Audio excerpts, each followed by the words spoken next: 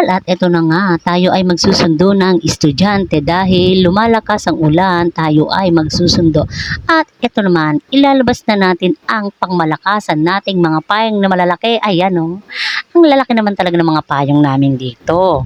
Dahil nga walang bitbit na payong ang aking anak na babae, tayo ay magsusundo dahil kasalanan ko, may payong siya at nawala ko, kasalanan kong nawala ang payong niya, naiwan ko sa tricycle. Hiniram ko kasi sa anak ko yung payong niya. Dahil kasalanan ko na nawalan siya ng payong, tayo ay magsusundo ng estudyante at dahil papalakas ang ulan, inagahan ko ng magsundo dahil ang labasan ng kanilang eskwelahan ay 6:20 or 10.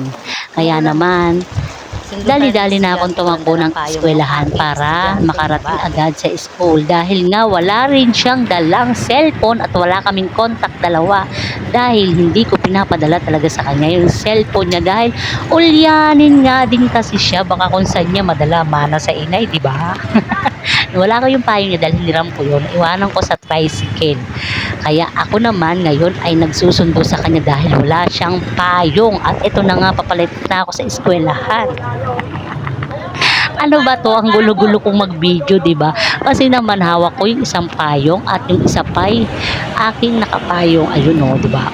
Nakapayong tapos meron pa akong isang payong na hawak. Kaya ayan, inay, mag-vlog ka hanggang gusto mo. Ang gulo-gulo, di ba? Ayan o. Oras na ng uwian ng mga estudyante. Ito namang nakasalubong ko mga ano yan, elementary. Ayan, ayan ang eskwelahan ng elementary. At susunod ang high school. At sunod-sunod na yan, pati college. Ayan, papalapit na ako dyan. Medyo madilim dito sa may papunta ng high school kasi nga walang ilaw. Pero meron naman, maliwanag ng konti pero hindi ganun kakonti. Kasi nga yung mga ilaw dito is yung ano ba yun, yung sa araw, ano ba yung sa araw na ginabasa, yun na nga yun, ang gulo, di ba? Ayan, ang gulo ni inay mag-video, di ba? Ang gulo. Ayan. Practice tayong salita dito sa my cellphone. Ayan, paparating na tayo dito. Ayan. Lapit na yan high school na yan. High school. Sa gilid, ayan. Ayan. Susundo tayo. Yung college labasan na rin. Yan. Medyo tumila ng konti yung ulan dyan. At ayan, nakasarado pa yung gate ng high school kasi wala pang time para maglabasan. Pero, paunti-unti na nga paparating ang mga magulang dahil papalakas ang ulan. Yan o, binuksan na ng guard yung gate. Bukas na ng gate. O, diba? Ang ganda ng eskwelahan namin dito. O, ha? Yan, wala bang tao dyan. Ayan, unti-unti na silang lumalabas. At unti-unti na rin lumalakas ng konti yung ulan. Yung ibang mga estudyante, mga walang payong. Kaya naman, diba? Kasi nagtakbuhan na sila. Akala nila ganun lang kahina. Maya-maya ng konti, bigla nang lumakas yung ulan. Bugso talaga.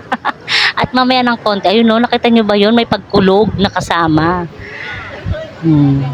Ayan, ayan ang mga nanay sabay labas ng pinto, ng gate. Ayan. Yan ang paparami na ng parami yung mga estudyante. O, di ba, lumalakas na yung ulan. Kaso iniisip ko, paano kami magkikita ng anak kong babae? Wala nga kaming contact dalawa. Kaya yan, kada labas sa mga estudyante, sige, todo. Tingin ko talaga sa mga estudyante. Kung isa na ba yung anak ko nung lumalabas dyan. Ayan. Kasi nga pinaiwan ko sa kanya yung cellphone niya dahil ulyanin yun eh. Mga na rin sa naray. Ayan yung mga estudyante. Mahina pa ng konti yung ulan dyan, pero mamaya lalakas yan, oh. Ayan, oh. Dilim-dilim na. Ayan, mga nanay. Hi! Ayan na. Mamaya magkakagulo na dyan dahil nga nagkakahanap pa ng mga anak. Tapos medyo nababasa na ako dyan dahil nga yung mga payong is talagang salasalawit na. Ayan na, lumakas na yung ulan.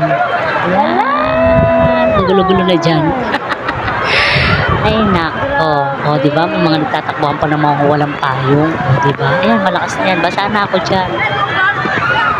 O, diba? O, sige, video lang, inay. O, ayan, lumalakas na yung ulan. O, diba? Diba? Ang galing ko mag-video. Ang gulo-gulo.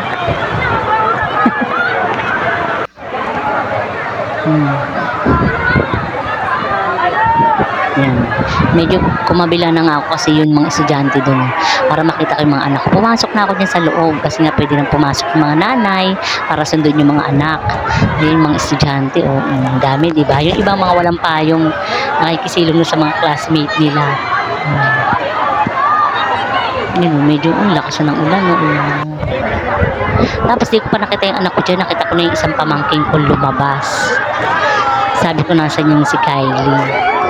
Hindi daw niya nakita. Tapos yung isang pamangking ko nakita ko rin. Binalikan niya si Kylie sa taas. Ayan na siya. Nakita ko na siya. Binalikan siya na magpinsan niyang dalawang yan. At nakita ko na nga sila, umuwi na kami. Dahil lumalakas na talaga yung ulan. At dahil basa na nga rin ako dyan, at meron akong mga estudyante sa gilid-gilid. Yung iba walang payong. Malaki naman yung payong ko. Meron nang nahihiya siguro sumilong sa tabi ko.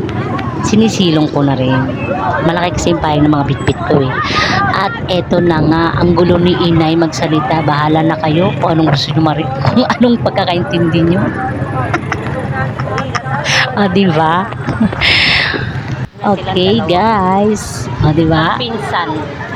Thank you for my vlog and thank you for my watching. Ang gulo, diba? Bahala ka kung anong gusto sabihin. Uwian na, nakita ko na yung anak. Ay, napapauwi na tayo.